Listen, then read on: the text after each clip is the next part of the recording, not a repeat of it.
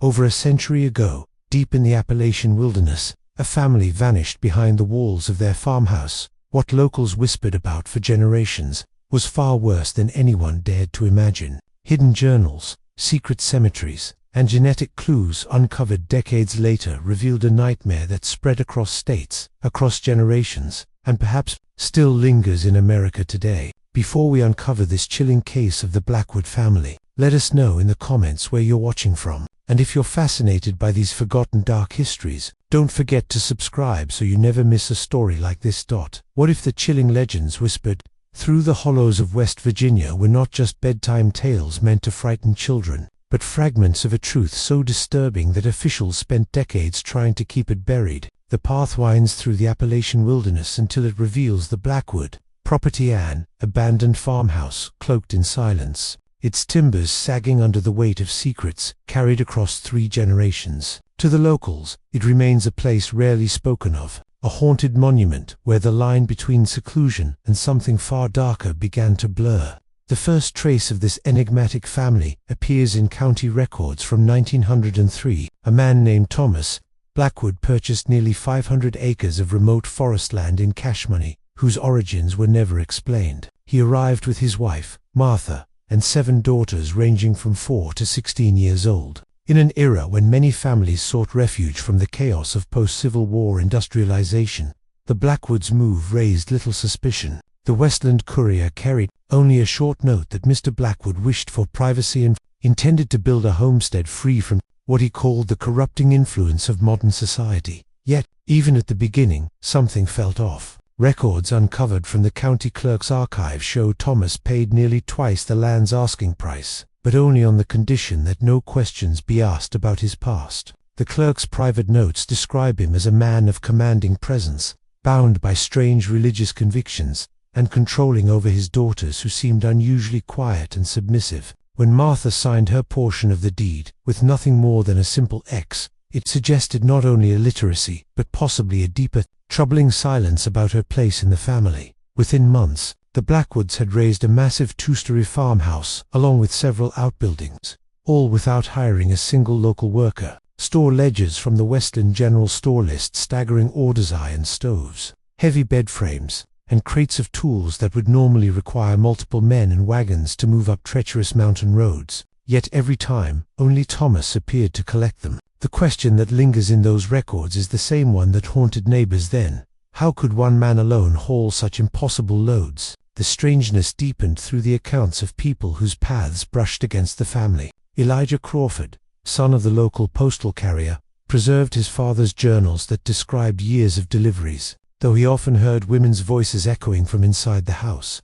Not once did he see a single daughter, or even Martha herself. Thomas always intercepted him at the property's edge, blocking any view of the home, and though he eagerly subscribed to newspapers, he rejected all mail that required a signature, as though terrified of leaving any official trace. One entry from April 1907 is especially haunting. The carrier delivered a package and heard what he swore was a woman crying from inside the barn. When he asked, Thomas dismissed it as a calf bawling for its mother, but the man raised around livestock knew the sound of human suffering when he heard it. Still, without evidence or legal authority, he had no choice but to walk away. The first undeniable crack in the Blackwood facade came in the brutal winter of 1908. Local physician Dr. Samuel Porter was called to the property during a snowstorm for what was described as Martha's difficult childbirth. His private notes, locked away in the state archive until 1965, tell a very different story. When Porter arrived, he discovered not Martha in labor, but the eldest daughter,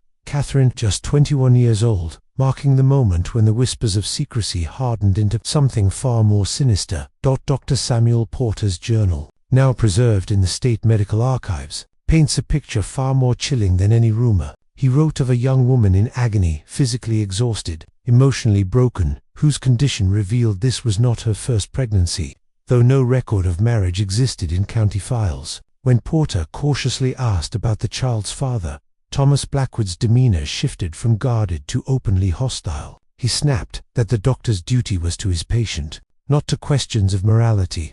What struck Porter most was not Blackwood's reaction, but the young woman's, her body trembling the moment her father entered. as if terror itself had taken root in her bones, a reaction no daughter should have to her own parent. The delivery ended with a healthy baby boy, but Porter's final notes carried a weight that would haunt him. As he left, 6 other daughters stared from the shadows of the hallway, at least 2 visibly pregnant themselves. When he tried to approach them, Blackwood forced him off the property with a stern warning never to return uninvited. Porter's closing line reads like a confession of helplessness. I have grave concerns for the welfare of these women, but in this wilderness, the law does not reach. Word of his unease must have spread, because the following month Deputy William Hargrove was dispatched to investigate. His report was almost insultingly brief, 3 sentences, declaring the Blackwoods private but not distressed, with no evidence of criminality. Later revelations showed why.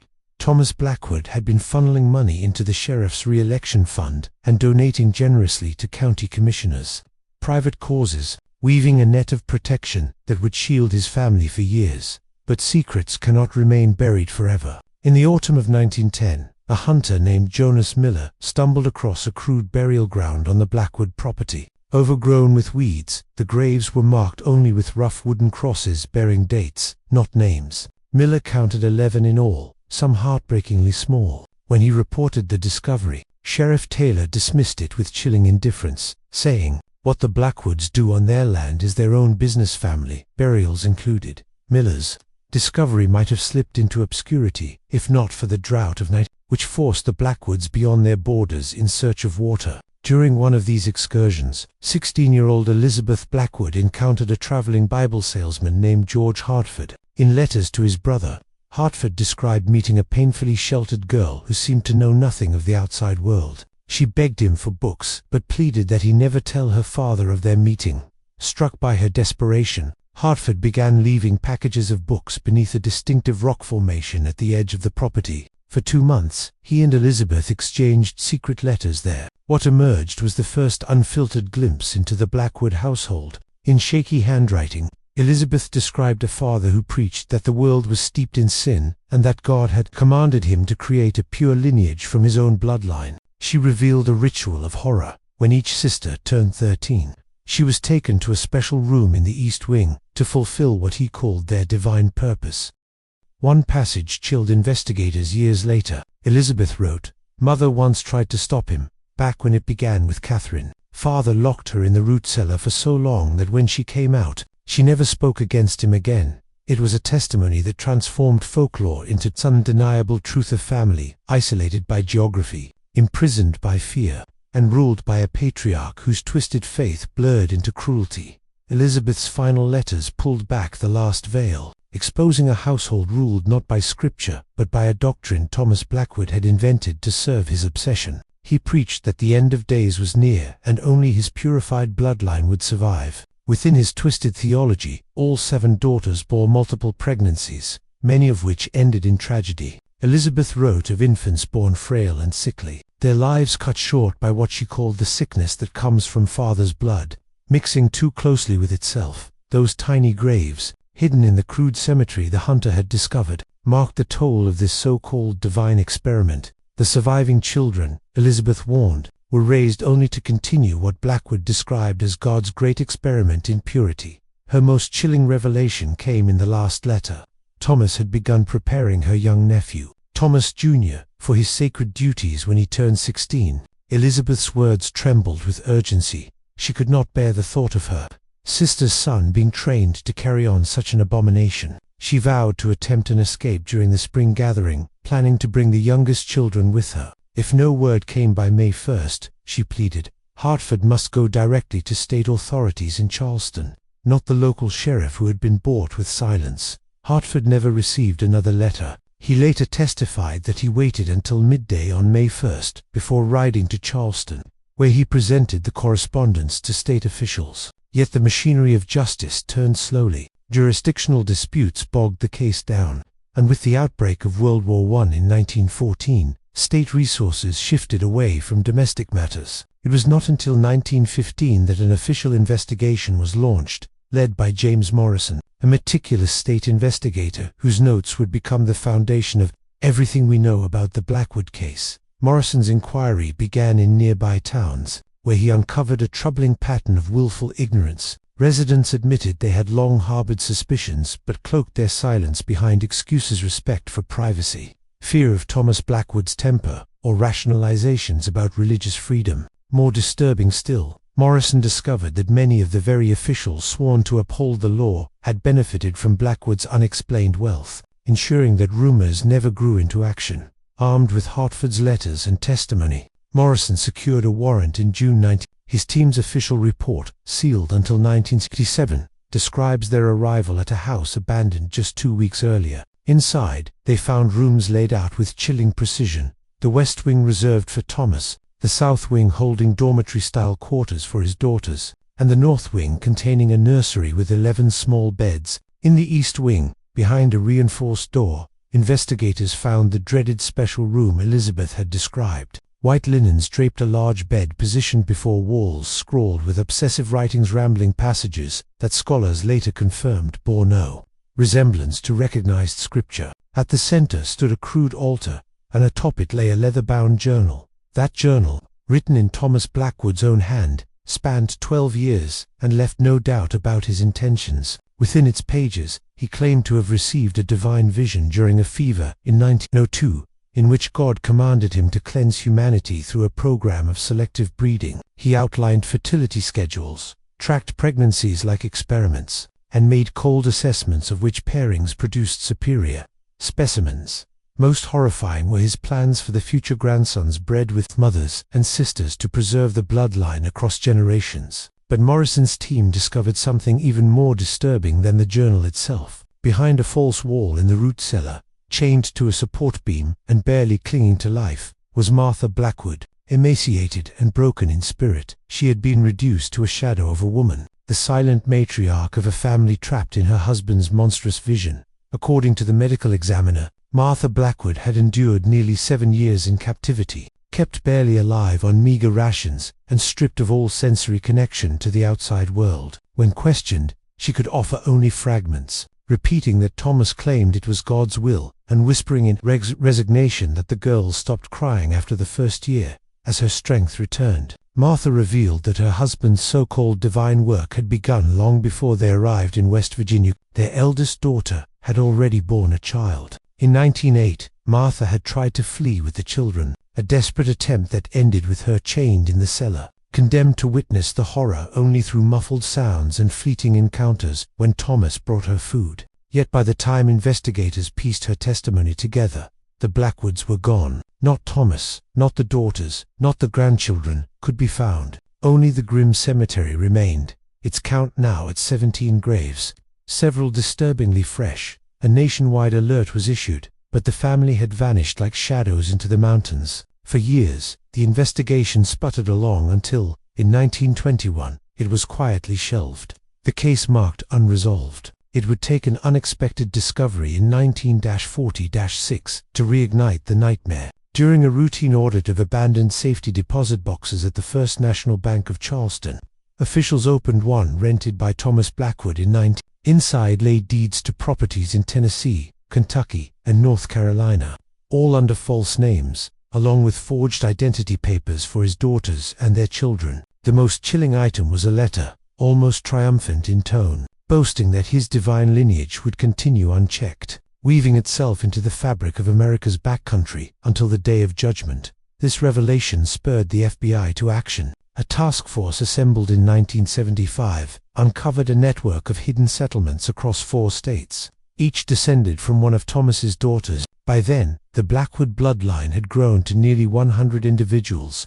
The consequences of generations of inbreeding were unmistakable: severe genetic disorders, cognitive impairments, and hauntingly uniform facial features that spoke of closed bloodlines. Dr. Eleanor Richards, part of the medical team examining survivors, called it one of the most severe cases of prolonged genetic isolation ever documented. Beyond the physical damage, the psychological scars ran deeper still. Raised in isolation and indoctrinated from birth, these communities had no framework for normal society. Their world bound entirely to Blackwood's twisted vision. 73 living descendants were rescued, ranging from infants to adults in their 30s. Court documents reveal that 39 required lifelong institutional care, while the others endured grueling rehabilitation before being placed with foster families or in structured support systems. Those adults who had knowingly perpetuated the cycle faced criminal charges, though many were deemed incompetent to stand trial, their judgment corroded by decades of indoctrination. Through it all, one figure remained absent: Thomas Blackwood himself. The last paper trail placed him in rural Georgia in 1932, purchasing land under yet another alias. By then, he would have been 70 years old. Some investigators believed he died quietly in the backwoods, his empire of secrecy crumbling in his absence. Others feared he may have seeded yet another hidden enclave, one that authorities never discovered. When the FBI officially closed his file in 19, they listed him as presumed deceased. Yet the mystery lingered like a shadow across Appalachia, raising one final unnerving question. If Thomas Blackwood truly saw himself as chosen by God, would death alone have been enough to stop him? More had his legacy already taken root beyond what investigators ever found.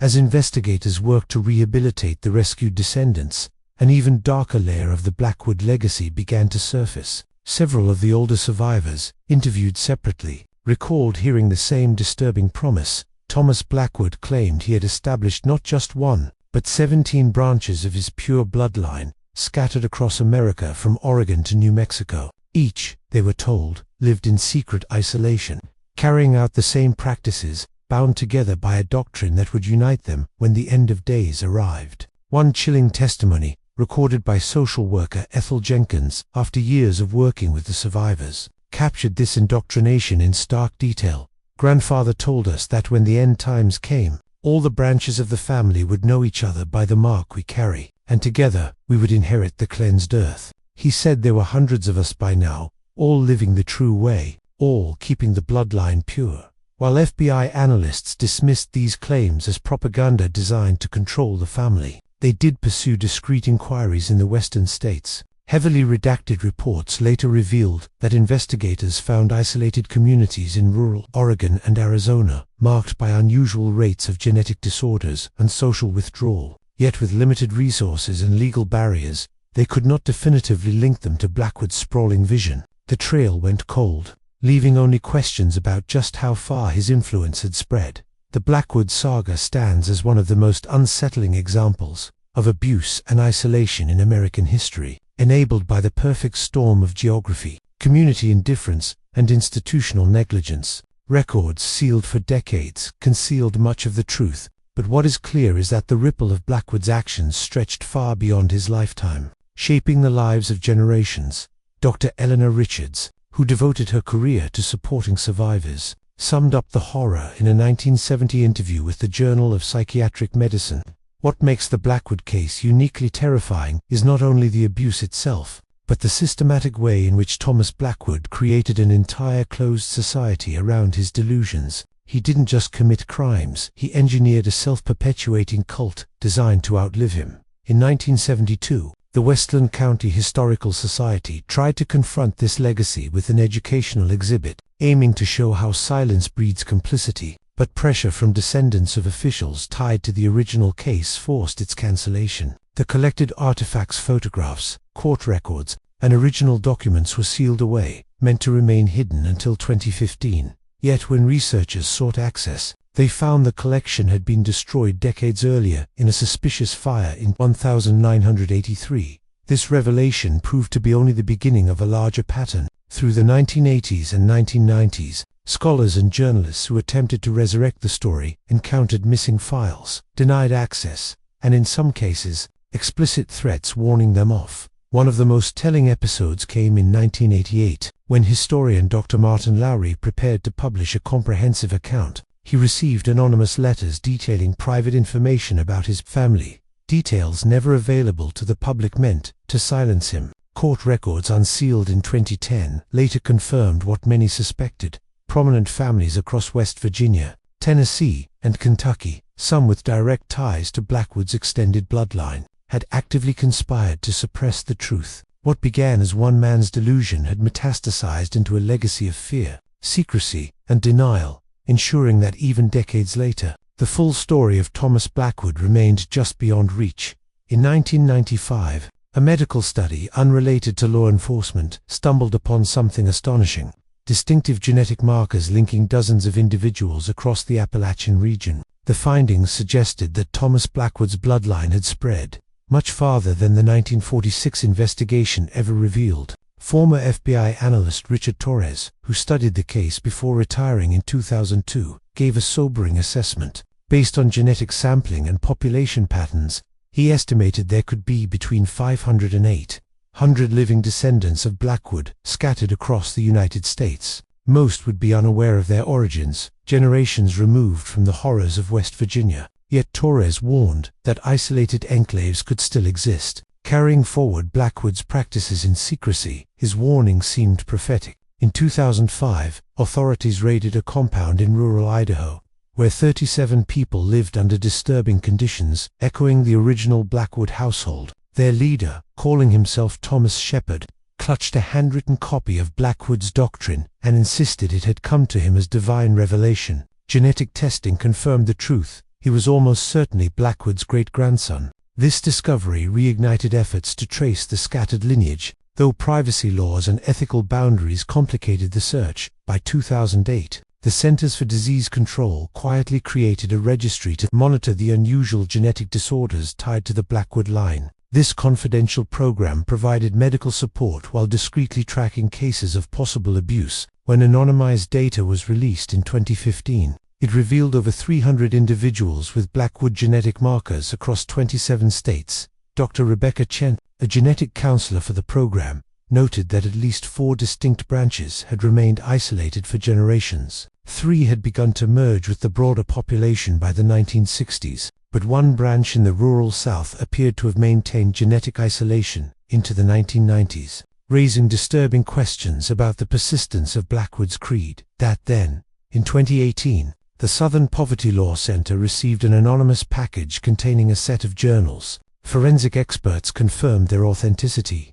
They had belonged to Elizabeth Blackwood, the youngest daughter, who once begged a traveling salesman to alert authorities in 1915. Her words rewrote the ending of her story. She had fled with 3 children but was captured within days, imprisoned at a secondary property in North Carolina until her death in 1957. Over 4 decades, Elizabeth chronicled her father's escalating madness. She described his conviction that continued inbreeding would grant their bloodline supernatural powers, his relentless training of grandsons to carry on his doctrine, and the birth of 27 children and grandchildren dispatched to seed new branches across the country. The final entry, dated March 3, 1957, chills even now. Father's vision continues to spread like a disease across this country. Even as I feel my life fading, I know that somewhere his chosen ones are continuing what he started. I have failed in my duty to stop this abomination. Elizabeth's words serve as both